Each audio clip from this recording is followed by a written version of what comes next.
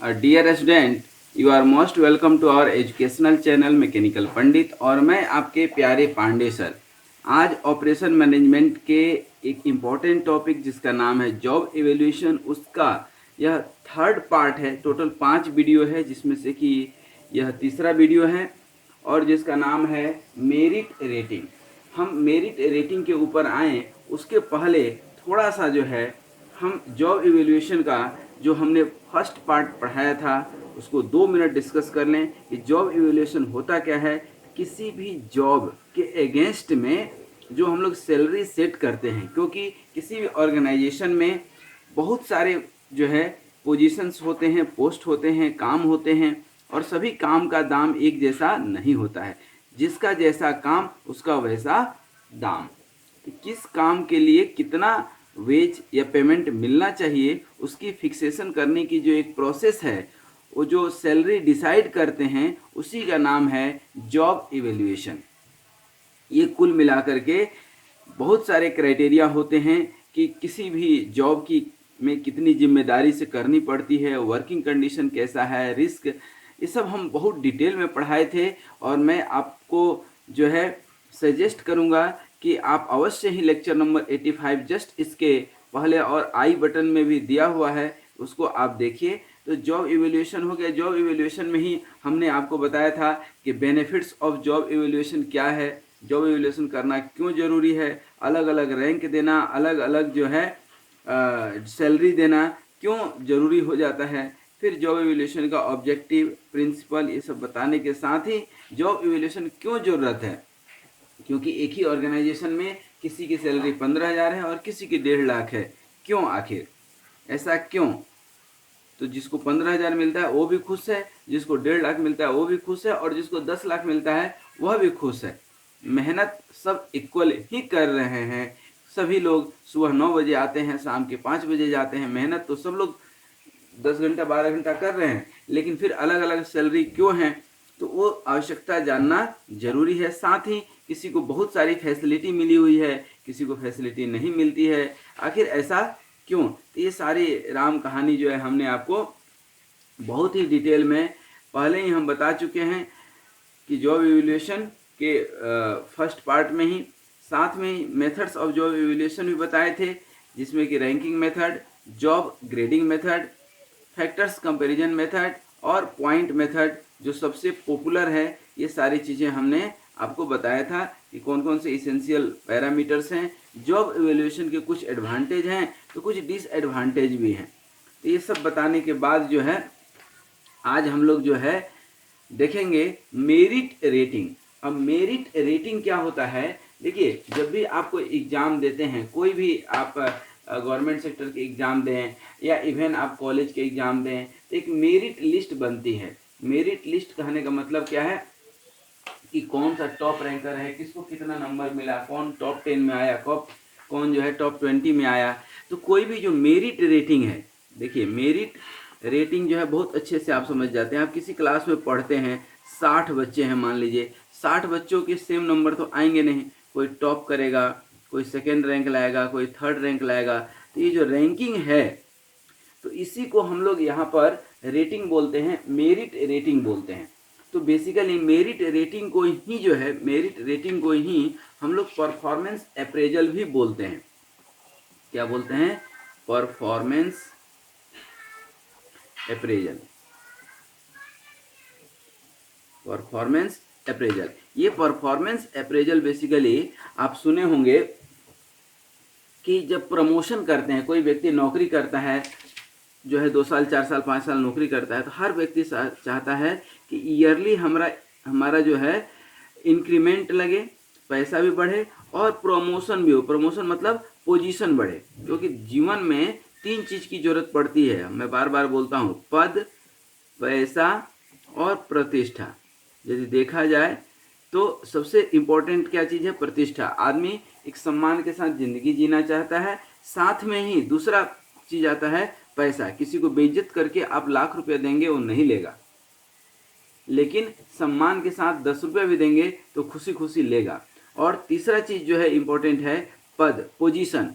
भाई मैनेजर है, अब किसी को आप लेबर बना दीजिए और 50,000 सैलरी दीजिए, उससे ज़्यादा खुश होगा कि उसको मैनेजर बना दीजिए और सैलरी 10,000 दीजिए, तो भी वो खुश रह लेगा, क्योंकि समाज में एक उसको प्रतिष्ठा मिल जाएगी इस पद के कारण कि हाँ हम मैनेजर हैं। अरे बात समझ में? तो इन सब चीज़ों को समझना अति आवश्यक है। ठीक है, अब बात आती है मेरिट रेटिंग या परफॉर्मेंस अप्रेजल का, या परफॉर्मेंस इवेल्युएशन भी बोलते हैं इसको। परफॉर्मेंस इवेल्युएशन, कैसे हम परफॉर्मेंस को इवेल्युएट करेंगे? तो basically merit rating is a systematic process for measuring the performance of employee. Merit rating यदि हम डिफाइन करें, merit rating is the process of measuring performance of employee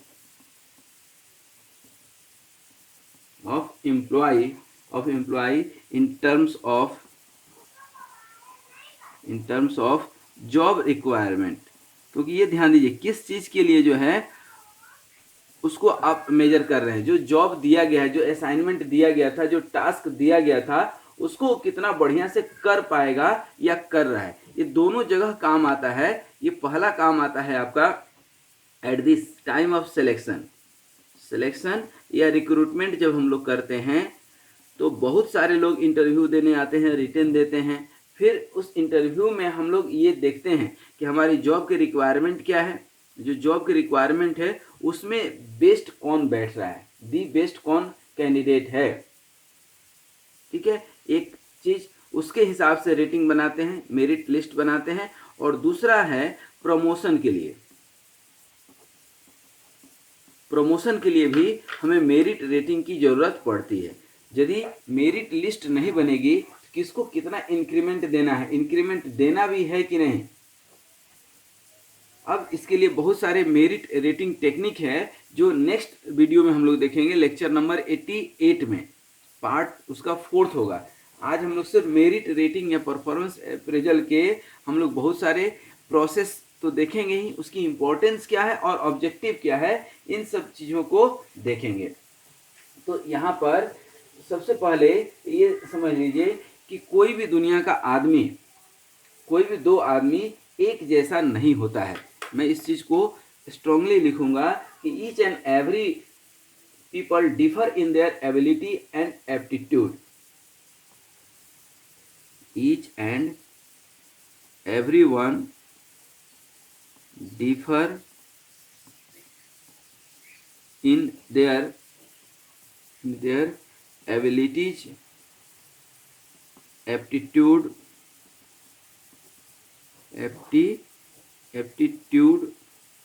and attitude, talent, सबका अलग अलग है।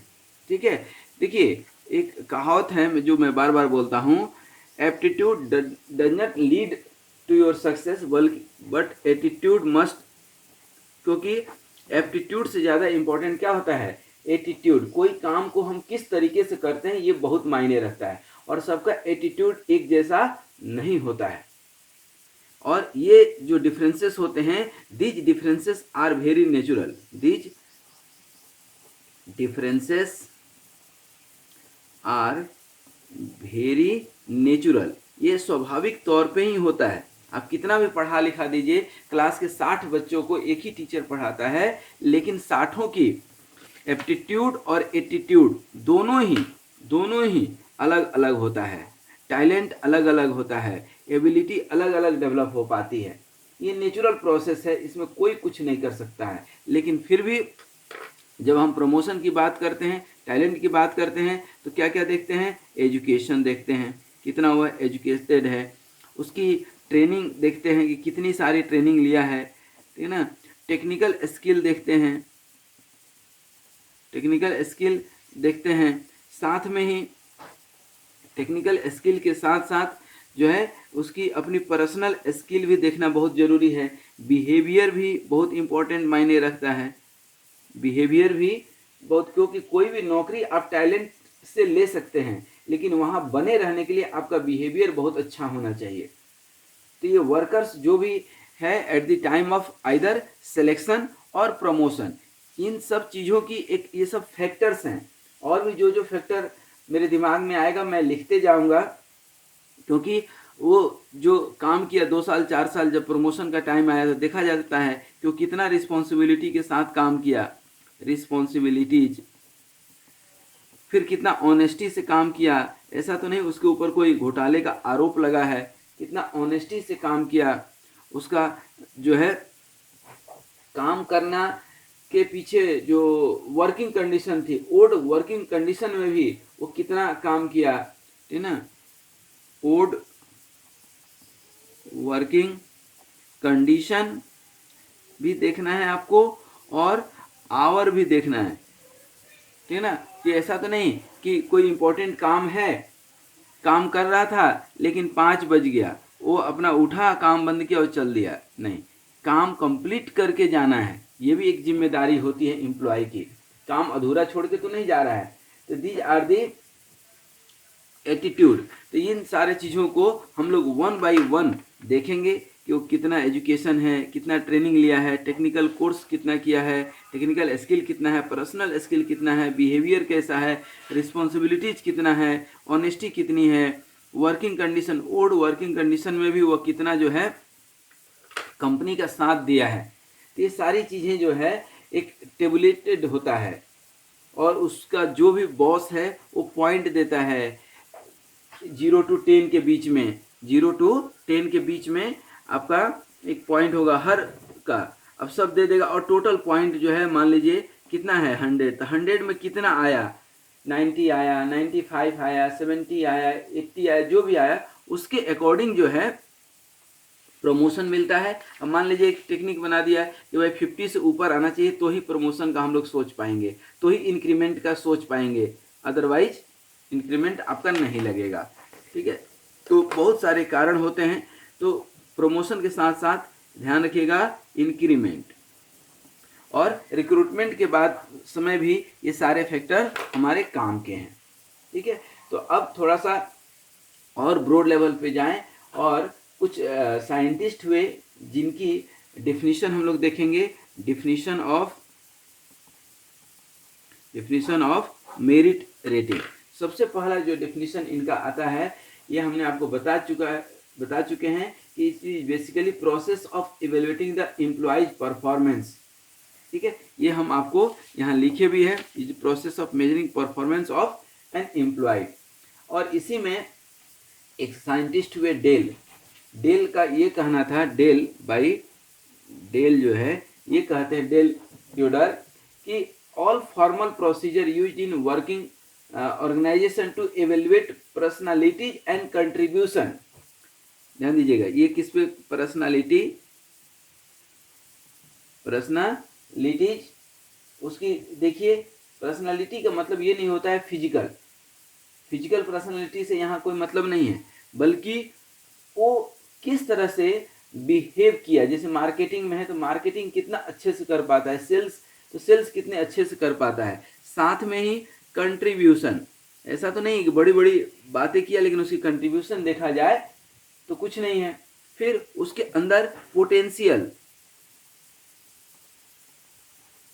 ये 3 चीज की क्राइटेरिया पर डेल ने कहा कि ये 3 चीज देख करके जो है हम लोग उसकी मेरिट लिस्ट बनाते हैं। उसी तरह से अल्फोर्ड एंड बीटी है, एक बीटी नाम के साइंटिस्ट हुए, इन्होंने कहा कि रेटिंग इज द एवेल्युएशन और appraisal of the relative worth to the company.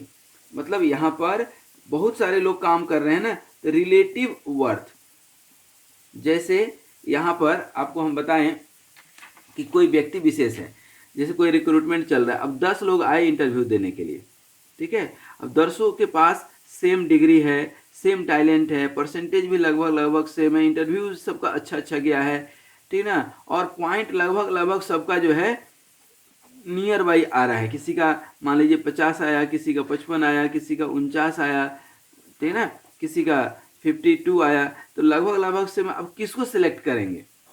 तो फिर इनमें से एक रिलेटिव कंपैरिजन करते हैं किसी पर्टिकुलर पॉइंट को लेकर के, जैसे वो क्या कंट्रीब्यूशन किया है, वो कितना यूजफुल है, यूजफुलनेस की कंपनी के लिए वो कितना यूजफुलनेस है, ये बहुत जो है ध्यान देने वाली बात है। यूजफुलनेस, यूजफुलनेस, ठीक है ना। कंट्रीब्यूशन तो है ही चाहिए, कंट्रीब्यूशन। और एक जो है लर्निंग कैपेबिलिटीज जो है, पोटेंशियल तो उसके अंदर देखना ही देखना है कि उसके अंदर क्या पोटेंशियल है, लेकिन लर्निंग कैपेबिलिटी, कुछ लोग क्या होता है इंटरव्यू के टाइम पे अच्छे परफॉर्म नहीं कर पाते हैं, लेकिन जो अच्छे एचआर होते हैं वो समझ जाते हैं कि अभी तो ये परफॉर्म नहीं कर पा रहा है, लेकिन इसको मौका दे दिया जाए तो ये अच्छा जीवन में कर सकता है। ऑर्गेनाइजेशन के प्रति इसका डिवोशन बहुत अच्छा है।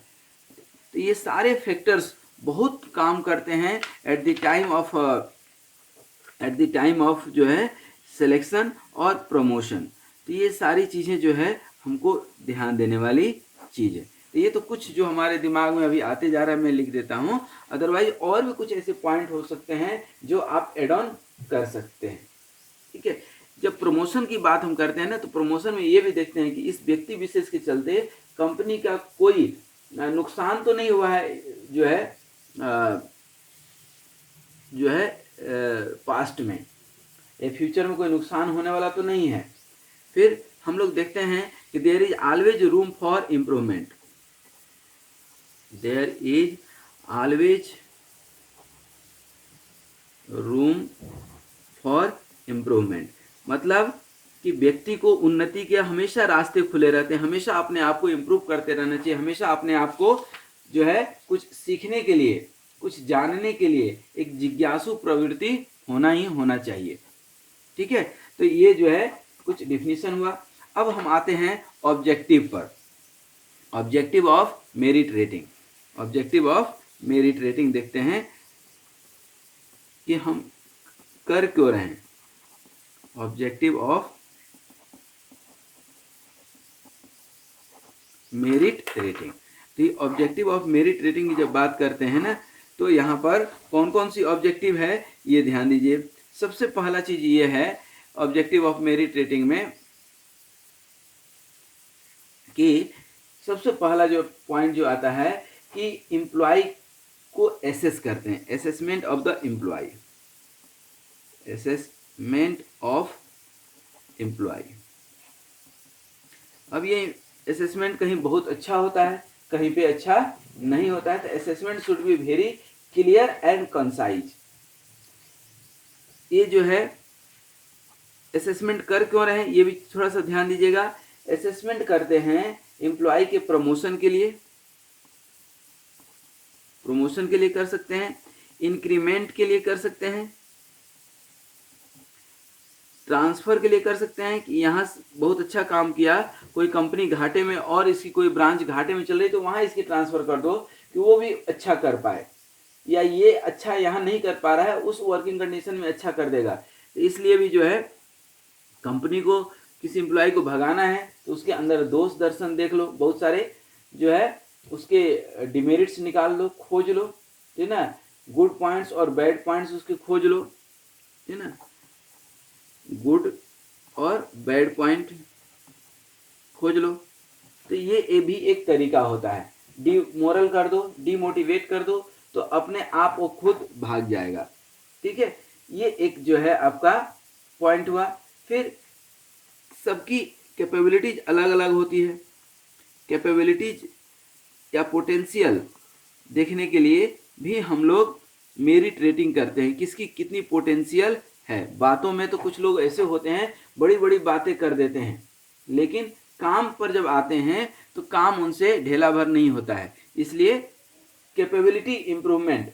फिर किसी किसी एम्प्लॉय की ये भी होती है, जैसा कि हमने बताया कि there is always room for improvement, वो अपने आप को इम्प्रूव करता है। तो पिछले एक साल में किसने अपने आप को कितना इम्प्रूव किया है उसके अकॉर्डिंग भी आप जो है मेरिट लिस्ट तैयार कर सकते हैं। नेक्स्ट ऑब्जेक्टिव है कि problem faced by the worker, क्या क्या प्रॉब्लम आ रही है कि वो अपने आप को जो है इम्प्रूव नहीं कर पा रहा है। प्रॉब्लम फेस्ड बाय एम्प्लॉय, अब जैसे बहुत सारे पैरामीटर हैं, चाहे वो डिसिप्लिन का हो, एजुकेशन का हो, ट्रेनिंग का हो, स्किल का हो। तो पॉइंट मान लीजिए कि लास्ट ईयर भी किसी का 15 आया था, इस बार भी 15, तो क्यों नहीं इम्प्रूव कर पाया अपने आप को, ये भी आप वहां पे जान सकते हैं। किससे? मेरिट रेटिंग से।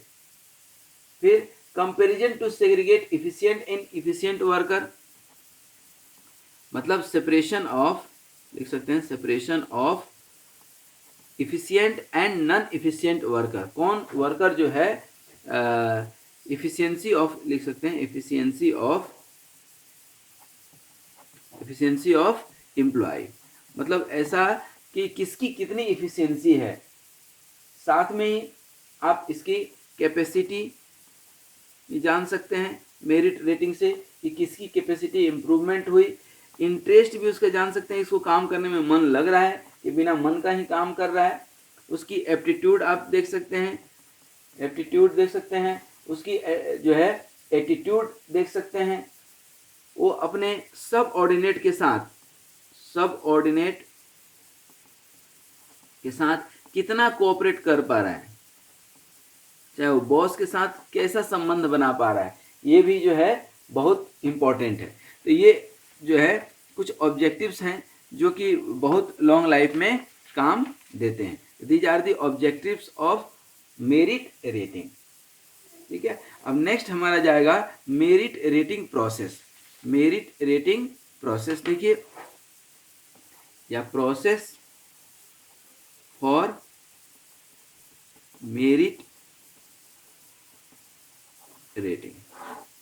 मेरिट रेटिंग की प्रोसेस क्या है? तो बेसिकली ये कुछ स्टैंडर्ड होते हैं किसी भी कंपनी के, किसी भी ऑर्गेनाइजेशन के, या गवर्नमेंट जो संस्थाएं हैं उनकी, गवर्नमेंट इंस्टीट्यूशंस के। तो उनकी जो है मेरिट रेटिंग बनाते कैसे हैं? तो सबसे पहला जो हमारा काम है कि इस्टाब्लिश द स्टैंडर्ड। कोई एक स्टैंडर्ड तो होगा, तो लोगों को भी मालूम होगा कि इस स्टैंडर्ड से हम काम करेंगे तो ही जो है हमारा परफॉर्मेंस अप्रेजल मिलना है। एक बेंच मार्क दे देते हैं। फॉर एग्जांपल, जहाँ पे प्रोडक्शन हो रहा है, मान लीजिए 110 क्या दे दिए स्टैंडर्ड। अब इससे कम यदि प्रोडक्ट के आउटपुट देते हैं तो आप इस स्टैंडर्ड पे, इससे ऊपर देना है आपको परफॉर्मेंस। ठीक है, जैसे कोई सेल्स मैनेजर है, सब खोज कीजिए, उस लास्ट ईयर जो है उसने कितने ट्रैक्टर बेचे। मान लीजिए ट्रैक्टर कंपनी में है, ट्रैक्टर उसने बेचे 580। ठीक है, कब? 2023 में। 2024 में वो यदि बेच लेता है कितना? 690, तो क्या हुआ? परफॉर्मेंस इंप्रूवमेंट हुआ। 2025 में जो है वो बेचता है मान लीजिए कि 420, तो अब इससे पूछा जाएगा कि भाई इतना कम क्यों? तो सेल्स का एक स्टैंडर्ड फिक्स कर देते हैं कि मिनिमम जो है आपको 500 बेचना है, मिनिमम 500 बेचना है। तो इस स्टैंडर्ड से लो क्यों गया? तो उसको टेंशन होगा कि भाई हम एक स्टैंडर्ड से लो जाएंगे तो हमारी डिमोशन हो सकती है प्रमोशन के जगह पे। फिर वो कुछ इनिशिएटिव लेगा, अपना लीडरशिप क्वालिटी दिखाएगा, या प्रोडक्शन अच्छा करेगा, या जो है मार्केट में और मेहनत करेगा, या जो समय है 12 घंटा का वो 14 घंटा काम करेगा। तो एक स्टैंडर्ड फिक्स होना बहुत ज़रूरी है, किस स्टैंडर्ड पे प्रमोशन मिलना है। एक दे देते हैं कि भाई 500 से कम आपने ट्रैक्टर बेचा तो कोई प्रमोशन आपको नहीं मिलेगा। इसके लिए ज़रूरी है कि इम्प्लॉई को जो है हम बता दें, कम्युनिकेट। दूसरा प्रोसेस है कम्युनिकेट स्टैंडर्ड्स। जो भी आपने स्टैंडर्ड सेट किया है, चाहे ऑर्गेनाइजेशन का जो स्टैंडर्ड है वो जो है किसको मालूम होना चाहिए? एम्प्लॉय को मालूम होना चाहिए। एम्प्लॉय को मालूम रहेगा भाई हमें 500 बेचना है, तब तो 500 के लिए मेहनत करेगा। तो target should be always high. तब वो 2026 में जो है वो टारगेट लेगा मान लीजिए कि 700 का, तो हो सकता है कि 500 से ऊपर बेचे। तो अपने को हमेशा ध्यान देना है कि हमारा स्टैंडर्ड हमेशा हाई हो, एक बेंच मार्क सेट करें, तभी हम जो है यहाँ पर एक्चुअल परफॉर्मेंस मेजर कर पाएंगे। Measure the actual performance, actual performance measure करना ये जो है इम्पोर्टेंट है। हाइपोथेटिकल जो है काम नहीं चलता है कि सिर्फ और सिर्फ जो है स्टेटिस्टिकल जो है हम डाटा दे दिए, स्टेटिस्टिकल डाटा के हम इतना बेचेंगे, ग्राफ बना करके दे दिए, रिपोर्ट में कुछ भी लिख दिए, रिपोर्ट्स लिख दिए, या ओरली जो है हम बड़ी बड़ी बातें कर दिए, तो ये सब चीज़ें नहीं चलती है। हकीकत में एक्चुअल परफॉर्मेंस क्या है वो मायने रखता है। हवा हवाई में काम करने से काम नहीं चलता है, क्योंकि होता क्या है, होता ये है कि हम लोग नेक्स्ट स्टेप में एक्चुअल से और स्टैंडर्ड से कंपैरिजन करते हैं, टू बी कंपेयर्ड, कि एक्चुअल क्या उसकी परफॉर्मेंस रही और हमारी स्टैंडर्ड क्या थी। ठीक है, फिर कई बार क्या होता है कि जैसे हमने एग्जांपल दिया कि 500 ट्रैक्टर बेचना था, आप बेच पाए 420, तो आपको एक रिपोर्ट देनी पड़ेगी कि ये क्यों कम बिका। हो सकता है कि मार्केट कंडीशन ठीक ना हो, या गवर्नमेंट के कुछ रूल्स बदल गए हों, या लोन की इंटरेस्ट रेट बहुत ज़्यादा हाई हो गया हो, बहुत सारे रीजन हो सकते हैं, कुछ एडवर्स इफेक्ट हो सकता है, या हमारी कंपनी की कुछ टेक्निकल मिस्टेक आ रही हो ट्रैक्टर में, जिसके चलते कस्टमर नाराज हो रहा हो, या सेल्स एंड सर्विस हमारी अच्छी नहीं हो, तो बहुत सारे रीजन्स हो सकते हैं। उन रीजन्स को हम लोग क्या करते हैं, स्टडी करते हैं कि जो एम्प्लॉय हर साल 500-600 बेचता था, इस बार क्यों नहीं बेच पाया, क्योंकि आदमी तो वही है। तो इसके अकॉर्डिंग हम लोग क्या करते हैं, लास्ट पॉइंट कंसीडर करते हैं, taking corrective action, corrective measure या करेक्टिव एक्शंस जो है हम लोग ले करके जो है। तो सबसे पहला काम क्या है हमारा कि स्टैंडर्ड सेट करते हैं, फिर कम्युनिकेट स्टैंडर्ड टू एम्प्लॉय, फिर मेजर करते हैं एक्चुअल परफॉर्मेंस, फिर एक्चुअल और स्टैंडर्ड को कंपेयर करते हैं, और फिर रिपोर्ट्स तैयार करते हैं, उसके रीजन इफ़ एंड बट्स जो भी हो सकता है वो सब देखते हैं, और फिर जो है लास्ट में करेक्टिव एक्शन लेते हैं। तो यहाँ पे जो है क्या होता है, हमारी प्रोसेस एंड होती है। तो ये इतना सारा प्रोसेस है मेरिट रेटिंग का। ठीक है, अब हम उम्मीद करते हैं कि ये प्रोसेस के बाद अब हम थोड़ा सा समझ जाएं कि इम्पोर्टेंस क्या है, इम्पोर्टेंस ऑफ मेरिट रेटिंग। क्या इम्पोर्टेंस ऑफ मेरिट रेटिंग। अब इम्पोर्टेंस ऑफ मेरिट रेटिंग यदि आप देखेंगे कि क्या इम्पोर्टेंस है, तो सबसे पहला जो इम्पोर्टेंस है कि भाई किसी भी एम्प्लॉय का एबिलिटी और एटीट्यूड कैसे आप डिसाइड करेंगे। कोई पैरामीटर तो होगा, अभी बहुत सारे पैरामीटर जो है हम बता चुके हैं, या परफॉर्मेंस तो चेक करेंगे किसकी परफॉर्मेंस कितनी है, किसकी रिस्पॉन्सिबिलिटी ज़्यादा है, किसको रिकॉग्नाइज करना चाहिए, किसको दी बेस्ट एम्प्लॉय का जो है अवार्ड देना चाहिए। ये सब कैसे संभव है, सिर्फ और सिर्फ ये संभव है मेरिट रेटिंग से। ठीक ना, तो यहाँ पर सबसे पहला काम है to establish fact, to establish the fact. क्या फैक्ट है वो कैसे बता पाएंगे, तो only because of the bringing merit into consideration. और मेरिट के लिए बहुत सारे जो है स्टैंडर्ड आपको हम ऑलरेडी बता चुके हैं, चाहे वह क्या हो, आपका एजुकेशन हो, ट्रेनिंग हो, या परफॉर्मेंस हो, एटीट्यूड हो, एप्टीट्यूड हो। मैं बार बार आपको बोलता हूं कि attitude leads the altitude, not the aptitude only. Attitude leads altitude.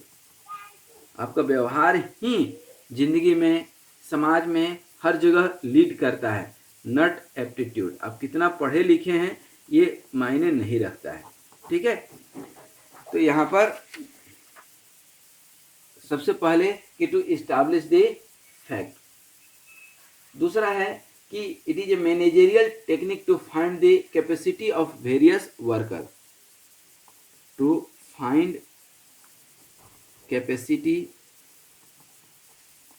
Of worker. बेशक जो जी जान लगा करके बहुत मेहनत करके काम कर रहा है किसी ऑर्गेनाइजेशन में और उसको आप रिकॉग्नाइज नहीं करेंगे, तो रिकॉग्नाइज एम्प्लॉय, यदि जो अच्छा वर्कर है, जो बहुत जी जान लगा के काम कर रहा है, अपने आप को एक नई ट्रेनिंग दे रहा है, अपने आप को मोटिवेट कर रहा है, अपने वीकनेस को दूर कर रहा है ना, तो वहाँ पे यदि आप उसको रिकॉग्नाइज नहीं करेंगे तो वो भी ढुलमुल रवैये से काम करेगा, उसको काम करने में मन लगेगा नहीं, वो भी जैसे तैसे काम करके निकलने की कोशिश करेगा। इसलिए बहुत ज़रूरी है कि जो अच्छा वर्कर है उसको आप जो है रिकॉग्नाइज करें। तो कैसे रिकॉग्नाइज करेंगे? किसी को दी बेस्ट एम्प्लॉय अवार्ड मिल रहा है तो आखिर उसके अंदर कुछ तो होगा, दिखाना पड़ेगा ना भाई, इसकी सेल्स अच्छी है, इसकी डिज़ाइन अच्छी है, इसकी वर्किंग अच्छी है। तो कैसे आप डिसाइड करेंगे? तो वो डिसाइड होता है सिर्फ और सिर्फ मेरिट रेटिंग से। कोई रिटन एग्जाम होता है, 100 मार्क्स का है टोटल, कोई 100 में 100 लाया तो टॉप तो करेगा ना।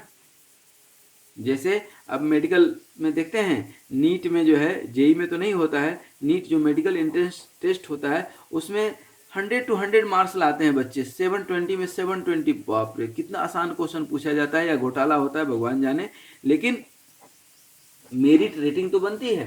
तो ये मेरिट लिस्ट ही मेरिट रेटिंग कही जा रही है आपके टर्म में, और जब सिलेक्शन प्रोसेस होगा उस समय भी मेरिट रेटिंग काम करेगी, और जब प्रमोशन होगा उस समय भी जो है काम आता है, यही परफॉर्मेंस अप्रेजल के लिए। फिर हम जानते हैं कि to find the weakness, to find the weakness. अब ये जब मेरिट लिस्ट बनाते हैं तो हमारा जो है एम्प्लॉय वीक कहाँ पे पड़ रहा है, क्यों वीक है, उसकी वीकनेस क्या है, उसको कहाँ पे हमको ट्रेनिंग देना चाहिए, कौन सी स्किल उसको सिखाना चाहिए, उसको कैसे मोटिवेट करना चाहिए, ये 4 चीज़ें भी आपको पता चलती है। फिर वेज और सैलरी, वेज या सैलरी डिसाइड करने में भी मेरिट रेटिंग फिक्स करती है, प्रमोशन देने में हेल्प करती है, फिर इंक्रीमेंट देने में भी जो है, या बोनस देने में भी जो है, या कोई एक्स्ट्रा फैसिलिटी दे रहे हैं, ये सब में जो है मेरिट रेटिंग क्या होता है, बहुत हेल्पफुल होता है। कोई पॉलिसी डिसाइड करना है, कोई पॉलिसी बना रहे हैं आप, पॉलिसी डिसीजन में भी उस एम्प्लॉय का हम जो है बात सुनते हैं जो बहुत अच्छा परफॉर्म किया है। बहुत अच्छा परफॉर्म कैसे करेगा? जब तक आप मेरिट रेटिंग नहीं बनाएंगे तो वहाँ पर फिर एक और इसमें काम होता है, टू एलिमिनेट पर्सनल ग्रीवांसेस। देखिए, कंपनी में सब लोग काम करते हैं और सबको यही लगता है कि हमको सैलरी कम मिलती है और हम तो बहुत बुद्धिमान हैं। भगवान ने बुद्धि ही सबको भर भर के दी है। कोई अपने आप को अज्ञानी नहीं समझता है, कोई ये नहीं समझता है कि हमको और सीखना चाहिए, सीखने की एबिलिटी डेवलप नहीं करता है, तो हमें सैलरी भी खूब मिलना चाहिए, और मिलता नहीं है तो शिकायत करता है। ठीक है, उसकी अपनी ग्रीवांसेस होती है, तो उस ग्रीवांसेस को दूर करने के लिए, उस ग्रीवांसेस को दूर करने के लिए मेरिट रेटिंग जरूरी है कि भैया आपने मेरिट रेटिंग देख लो, आप कहाँ पे खड़े हो, आपकी कितनी औकात है, आप कितने पानी में हो, ये सारी चीजें जो है वो निकल करके आ जाती हैं। ये और एक चीज काम करता है कि ये यहाँ पर डेवलप करता है sense of confidence, to develop sense of confidence. Sense of confidence क्या होता है कि जो बहुत अच्छा काम किया और उसको आपने रिकॉग्नाइज किया, उसको आप प्रमोशन दिया, उसको आपने इंक्रीमेंट दिया, तो क्या होता है, खुश होता है, और वो उसको एक कॉन्फिडेंस आता है कि अच्छा हमने अच्छा काम किया तो हमें कुछ मिला, और अच्छा काम करेंगे तो कुछ और मिलेगा। और ये सारे एम्प्लॉय के बीच एक कॉन्फिडेंस बिल्ड करता है कि हम अच्छा काम करेंगे, तो उससे क्या होता है कि ऑर्गेनाइजेशन का ही अल्टीमेटली भला होता है।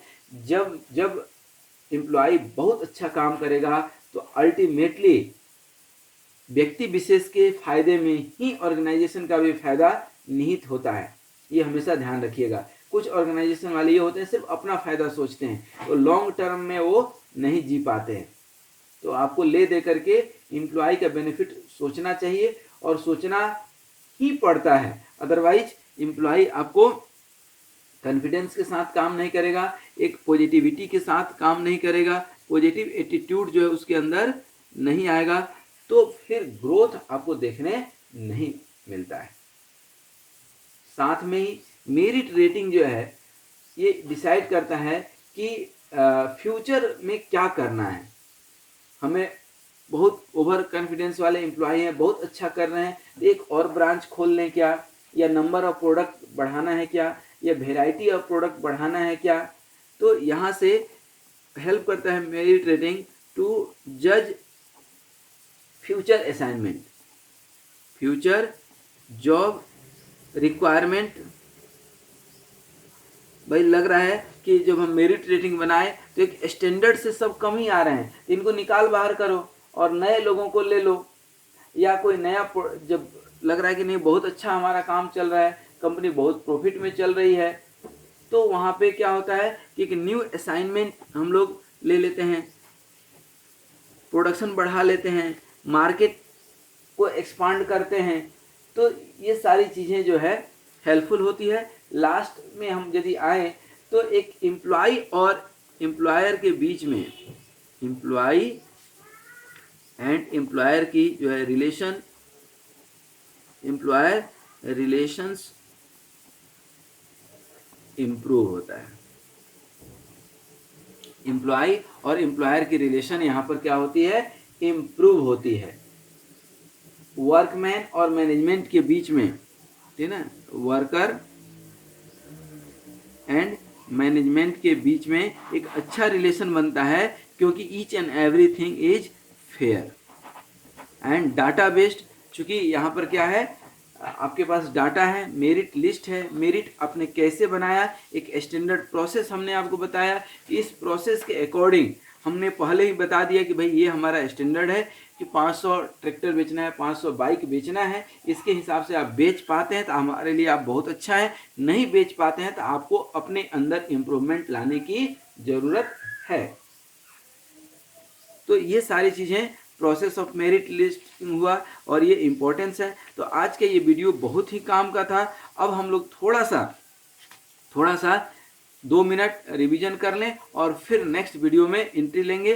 तो आज हम लोगों ने पढ़ा मेरिट रेटिंग, मेरिट रेटिंग क्यों ज़रूरी है ये हमने बता दिया। ये हमने बताया कि ये जो है आपके जॉब इवैल्यूएशन का ही पार्ट है। जॉब इवैल्यूएशन तो आपने जॉब के लिए सैलरी डिसाइड कर लिया, लेकिन कोई व्यक्ति काम कर रहा है, उसकी मेरिट लिस्ट कैसे बनाएंगे प्रमोशन के लिए, इंक्रीमेंट के लिए, उसके लिए मेरिट जो है रेटिंग प्रोसेस है। ये सारी चीज़ें जो है हमने आपको बताया, और ये बहुत सारे फैक्टर्स हैं जो हमें जो है कंसीडर करना चाहिए और करते भी हैं। फिर हमने कुछ स्टैंडर्ड डिफिनीशन बताए आपको, जैसे कि पर्सनालिटी कैसी है, कंट्रीब्यूशन क्या है, पोटेंशियल क्या है उस व्यक्ति विशेष के अंदर, रिलेटिव वर्थ भी हम लोग डिसाइड करते हैं, और फैक्टर हम बार बार दिखा रहे हैं कि कितने सारे फैक्टर हैं। ये सब फैक्टर कहीं भी किसी भी ऑर्गेनाइजेशन में आप काम करते हैं तो there is always room for improvement.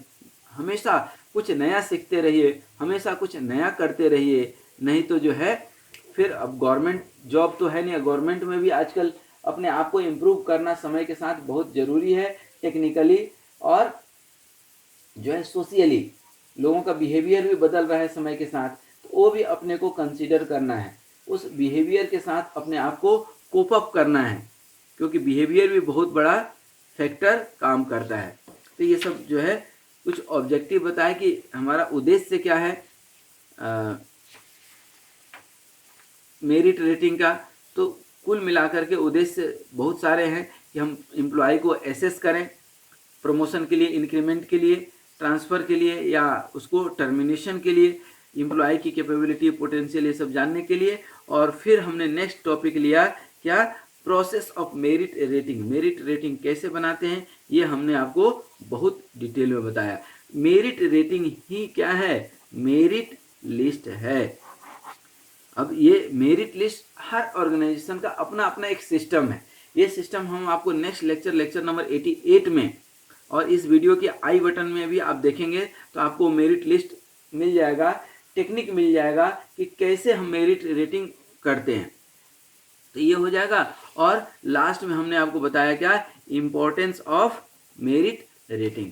तो ये इम्पोर्टेंस बहुत इम्पोर्टेंट है मेरिट लिस्ट तैयार करना, नहीं तो सब आपस में ही झगड़ पड़ेंगे, लड़ मरेंगे कि हमारा इंक्रीमेंट क्यों नहीं हुआ, हमको इतना ही क्यों मिला, उसको उतना क्यों मिला। तो सब जगह की अलग अलग जो है क्राइटेरिया होती है। जैसे टीचिंग में आप देखेंगे कोई एक फैकल्टी हैं, ठीक है ना, फैकल्टीज हैं, तो फैकल्टीज की भी जो इंक्रीमेंट होती है सबकी एक जैसी नहीं होती है। हाँ, गवर्नमेंट में एक सिस्टम है, लेकिन वहाँ भी परफॉर्मेंस अप्रेजल बहुत ज़रूरी है। अप्रेजल के बहुत सारे क्राइटेरिया होते हैं। जैसे आप जिन बच्चों को पढ़ा रहे हैं उनका रिजल्ट्स कैसा है। अब आप पढ़ा बहुत अच्छा रहे हैं, बच्चों का रिजल्ट बहुत ख़राब आ रहा है, तो कहीं ना कहीं दिक्कत तो है, तो हमको वो इम्प्रूव करना है। फिर R&D हमारा कितना है, R&D मतलब बीइंग फैकल्टी हमें रिसर्च करते आना चाहिए, पेपर पब्लिकेशन करना ज़रूरी है, क्योंकि आप एजुकेशन से जुड़े हैं। पेपर पब्लिकेशन कितना है, पेटेंट कितना है, आप खुद सर्टिफिकेशन कितना कोर्सेज कर रहे हैं। एक सिंपल हम बात बता रहे हैं क्योंकि हम लोग इस प्रोसेस से गुजरते हैं। सर्टिफिकेशन मतलब आप नए कितने सारे चीज़ें जो मार्केट में आ रही हैं आप कैसे सीख रहे हैं। फिर आपका कोलेब्रेशन कितना है, कोलेब्रेशन में अच्छे इंडस्ट्री से टाई अप है कि नहीं, इंडस्ट्री और एकेडमिया जो आप पढ़ा रहे हैं रियल टाइम में वो कहीं यूज हो रहा है कि नहीं, यूज हो रहा है तो कैसे हो रहा है। तो आपका इंडस्ट्रियल कोलेब्रेशन बहुत अच्छा होना चाहिए, दूसरे इंडस्ट्री से, दूसरे इंस्टीट्यूशन से आपका कोलेब्रेशन होना चाहिए, MOU होना चाहिए, मेमोरेंडम ऑफ अंडरस्टैंडिंग। तो ये सारे प्रोसेस हैं। फिर बुक राइटिंग जो है, आप कोई किताब लिख रहे हैं क्या, बुक राइटिंग, कोई लैब सेटअप कर रहे हैं क्या नया, जो आने वाले समय में चाहे वो रोबोटिक्स का हो या कोई कंप्यूटर का हो या इलेक्ट्रॉनिक का हो, जिसका भी हो। मतलब ये बहुत एक एवरेज आपको हमने बताया कि ये सारी चीज़ें फैक्टर्स होते हैं जिसके कुछ पॉइंट्स होते हैं। मान लीजिए कि टोटल 100 पॉइंट है, अब आपको दे दिया कि इसमें मिनिमम 50 पॉइंट्स चाहिए आपको प्रमोशन के लिए, इंक्रीमेंट के लिए। अब 60 लाते हैं तो हर 10 पॉइंट पे 1000 का इंक्रीमेंट है, मान लीजिए हर जो है मतलब 100 रुपीज़ का इंक्रीमेंट मान लीजिए। तो यहाँ पर यदि आप मान लीजिए 75 लाए तो कितना स्टैंडर्ड कितना था 50, स्टैंडर्ड कितना था 50 और आपने लाया 75, तो 2500 रुपये, 25 है ना एक्स्ट्रा, तो 2500 रुपये का इंक्रीमेंट मिलेगा। आपने लाया मान लीजिए 100 में 100, तो आपको कितना का इंक्रीमेंट मिल जाएगा 5000 का। ये एक रूल सेटअप कर दिया। लेकिन अब ये क्राइटेरिया कैसे बन गया कि रिजल्ट का कितना हो गया, मान लीजिए 10 पॉइंट्स, रिजल्ट का कितना हुआ 10 पॉइंट्स, R&D का कितना हुआ 10 पॉइंट्स, सर्टिफिकेशन का हो गया मान लीजिए 10 पॉइंट्स, कोलेब्रेशन का हो गया 5 पॉइंट्स, बुक राइटिंग का 5 पॉइंट्स, लैब सेटअप का 5 पॉइंट। ये देखिए टोटल 50 आ रहे होंगे, ठीक है। इसी को डबल कर लीजिए तो 100 में कन्वर्ट हो जाएगा। तो ये 50 मिनिमम है कि आपको इतना रिजल्ट देना ही है 50%। अब उसके ऊपर कितना रिजल्ट दिए, 10 में मिल लीजिए 5 मिल गया आपको, इसमें 2 मिल गया, इसमें 1 मिल गया। तो अब ये सब पॉइंट सेट है, तो सामने वाले को मालूम है कि भाई हमारी सर्टिफिकेशन नहीं होगी तो हमें ये 10 पॉइंट्स में 0 मिलेंगे, हमें यहाँ इंक्रीमेंट में दिक्कत होगी। किताब लिखेंगे हमें 5 पॉइंट मिलेंगे, मतलब यहाँ 500 रुपये एक्स्ट्रा मिल जाएगा, सैलरी हमारा इंक्रीमेंट हो जाएगा। उसको मालूम रहेगा कि बुक राइटिंग का इम्पोर्टेंस है। लैब सेटअप कर देंगे तो 5 पॉइंट मिल जाएगा, तो 500 का इंक्रीमेंट मिल जाएगा। इस हिसाब से सोचना पड़ता है। ये हम एक एजुकेशनल फैकल्टी जो एजुकेशन में है उनके लिए हमने एक सिंपल यहाँ पे आपको बताया, बट ये सही भी है बहुत हद तक, क्योंकि हम लोग इन सारे प्रोसेस से गुजरते हैं। इसी तरह आप जिस ऑर्गेनाइजेशन में काम करते हैं या करेंगे वहाँ के भी कुछ क्राइटेरिया हैं जो अप्रेजल में काम करता है। तो आपको ये ध्यान देना है कि जो स्टैंडर्ड है, जो क्राइटेरिया है, उसको हम फुलफिल करें। बाकी आप क्या करते हैं उससे कोई मतलब नहीं है, ठीक है। तो आज यहीं तक। जैसे किसी एक कंपनी की बात मैं बता रहा हूँ कि क्वालिटी इंस्पेक्शन होती है, क्वालिटी इंस्पेक्शन। अब आपको टारगेट दे दिया कि 400 प्रोडक्ट बनाना है, इसके ऊपर आप बनाएंगे तो अच्छी बात है। अब यहाँ पे 400 ही बनाइए, लेकिन आपका क्वालिटी चेक में 100% खराब उतरे। अब 400 में कभी 5 खराब निकल रहा है, कभी 2 खराब निकल रहा है, कभी 10 खराब निकल रहा है, तो इससे क्या होता है, कंपनी को लॉस होता है। तो कंपनी का टारगेट है कि आप 400 की जगह 600 बना करके अपनी इंक्रीमेंट मत लीजिए, लेकिन ये क्वालिटी पे ध्यान दीजिए। कुछ कंपनी होती है क्वालिटी बेस्ड होती है, क्वालिटी से कोई कंप्रोमाइज नहीं होता है, तभी तो एक ब्रांड बन करके आता है। कंपनी में हम लोग जो ब्रांडेड कपड़ा पहनते हैं, ब्रांडेड आइटम्स खरीदते हैं, उसके पीछे लॉजिक क्या है? ब्रांड तभी बनता है जब सामने वाला क्वालिटी मेंटेन करता है, और quality to the specification, fit for use, बहुत सारे डिफिनीशन हमने बताए हैं जो आपको इस प्लेलिस्ट में मिल जाएंगे। तो कुल मिला करके आपको इस चीज़ पे फोकस करना है कि कंपनी किस स्टैंडर्ड पे काम कर रही है। कंपनी के स्टैंडर्ड, जैसे मान लीजिए कॉलेज की हम बात कर रहे थे, कुछ कॉलेज वाले पेपर पब्लिकेशन पे बहुत ध्यान देते हैं, तो भाई सब साइड में जाने दीजिए। रिजल्ट बच्चे फेल करे पास करे उससे मतलब नहीं है, आप पेपर जरूर पब्लिश कीजिए। कुछ अच्छे कॉलेज होते हैं जो सिर्फ रिजल्ट पे फोकस, सबसे पहला जो है उनका टारगेट होता है कि बच्चा पढ़े, क्योंकि ये सब आप अपने इम्प्रूवमेंट के लिए कर रहे हैं। कॉलेज का इम्प्रूवमेंट किस में है? बच्चा अच्छा रिजल्ट दे, बच्चे को प्लेसमेंट अच्छा हो, इस पे आप फोकस कीजिए, तब आपका इंक्रीमेंट होगा। तो सब जगह की अलग अलग क्राइटेरिया है, आपको क्राइटेरिया समझ में आनी चाहिए। तो आज यहीं तक। मैं उम्मीद करता हूँ कि मेरिट रेटिंग का आज का वीडियो आपके बहुत कॉमन सेंस को भी बढ़ाने वाला है, और नॉलेज को तो बढ़ाता ही बढ़ाता है। और आप मेरे वीडियोज को ये सब्सक्राइब करना और ये सब करना तो प्राइमरी है, आई थिंक आप कर चुके होंगे। और इन वीडियोज को अपने दोस्तों के साथ जरूर शेयर कीजिए, कर भला तो हो भला। आज यहीं तक। स्वस्थ रहिए, मस्त रहिए, मुस्कुराते रहिए। धन्यवाद।